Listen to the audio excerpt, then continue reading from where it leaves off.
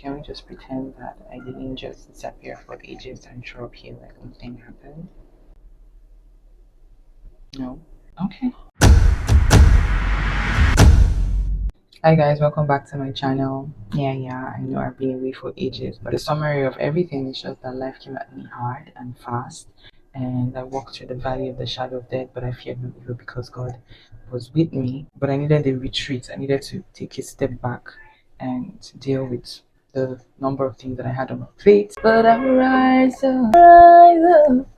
I'll do it 1,000 times again. So I'm pretty much here to give you guys my unsolicited opinion on a subject that you didn't ask for. Because why not? I'm also going to be doing my daytime skincare routine. I just cleansed my face. I guess you're entitled to a backstory first. This subject came up with an acquaintance. He said that he had a story to tell me. He said he had gist for me, and I was like, okay, cool, let's hear it. And he told me that he was out and then he met a lady over 30 who was a virgin, and he stopped there.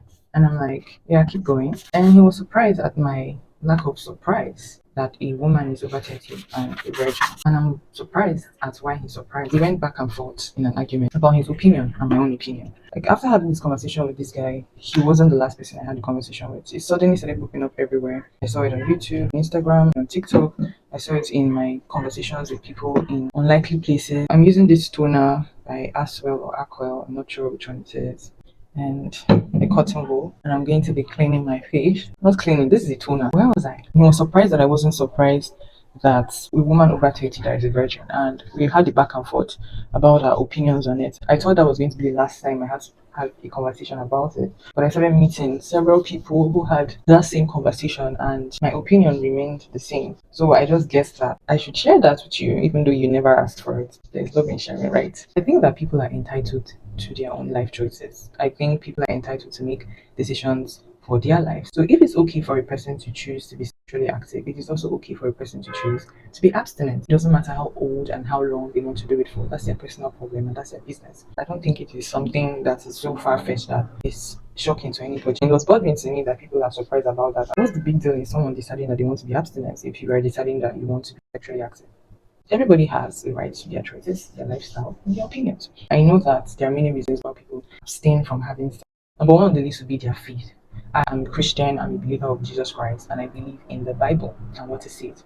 And the Bible literally calls outside of marriage fornication and it's sin. So in other words, a person can decide that because the Bible calls it a sin, I would not do it because I don't want to be sinning. And I'm very sure that that's one of the reasons this particular woman decided that she is going to abstain until she's married. I believe that one of the reasons why people would castigate someone like that or get angry with someone like that has nothing to do with the person and more to do with you. I personally know when I'm sin. I know when I'm doing the wrong thing. And I have known to teach myself that the fact that I'm doing the wrong thing does not mean that I should not acknowledge when a person is doing the right thing. So I can be deep in my own sin and know that someone is living right. And instead of castigating them for it, I should be looking at myself and asking myself, what exactly is hindering me from doing the right thing when I know the right thing to do? When I had this conversation with a number of people I had this conversation with, one thing I noticed that was the same in all the conversations I had was anger. There was an underlying annoyance and an anger about what a person chooses to do with their own body. And when I looked at it, I saw that these people are also believers as this woman is. They're also Christians as this woman is.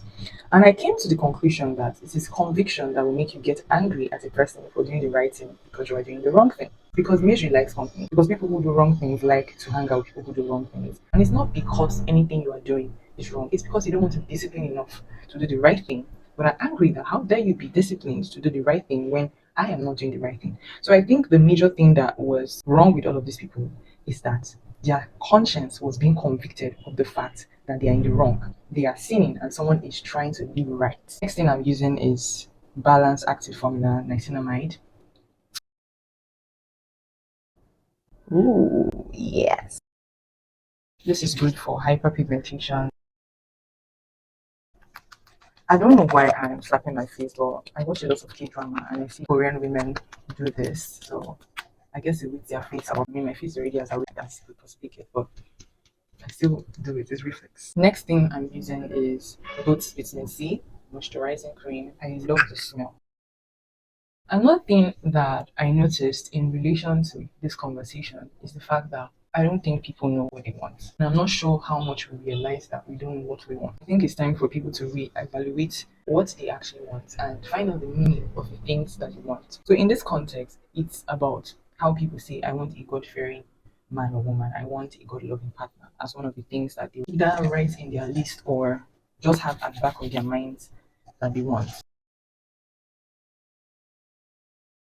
The first question you should ask yourself is, what is a God fearing person? A God fearing person is someone that reverences God. A God loving person is someone that loves God, obviously. The Bible says, if you love me, keep my commandment. That's literally what it says. So, what you're asking for is someone who keeps God's commandments, someone who reveres God so much that they are not going to do things that he hates. Then a person will say this and then complain later. I have this partner, he's handsome, he's kind, he's generous, he's intelligent, and he's everything I want in a man. He's also God fearing, but he refuses to have sex with me outside of marriage. As soon as you see he's God fearing, you cannot say he refuses to have sex with you outside of marriage in the same sentence. A God fearing person is not going to be in habitual sin with you. In this context, a God fearing person will not habitually fornicate with you. None of us are righteous, except that God has given us his righteousness, if you're a believer, of course. However, a God fearing person will not deliberately live a life of sin. So if you are asking for a man or a woman who is God fearing, in this context, you're also asking for a man or a woman who will not fornicate with you. The question is, do you actually want a God fearing, God loving person? Or do you want a person who goes to church?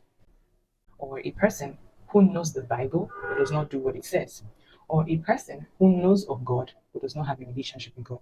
Be honest with yourself and say that. Just say that. Reevaluate and rewrite the list. I don't want a God fearing, God loving person. I want a person who goes to church. I want a person who knows the Bible but does not do what the Bible says. I want a person who knows of God but does not have a relationship with God so that we can habitually be in sin in peace. When you think about it this way, you stop asking for things that you don't actually want or you don't actually need because you cannot put a person who is God fearing and habitually sinning with you in the same sentence. It's either you're going to make sure that you are a God fearing person so that you can be with a God fearing person, or you go for a person who is like you. If you want a kind person, you have to be kind yourself. If you want a loving person, you have to be loving yourself.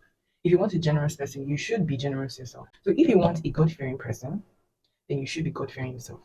And if you know that a God fearing person is someone who's not going to be in habitual sin with you, then you should start now to develop self discipline and self control so that you guys can work. Next thing I'm putting on is sunscreen by Sha. I also put some of it on my lips because my lips also need sunscreen, of course. Don't forget your lips, just make sure you don't lick your lips. I was thinking of going out. It's looking more like I'm going to be staying in. I mean, I'm already having my pajamas on and I don't feel like taking it off. So unless an errand comes up for me to go out, I'm probably going to stay in. I think that's all I had to say today. Until the next time I see you, I love you guys. Bye.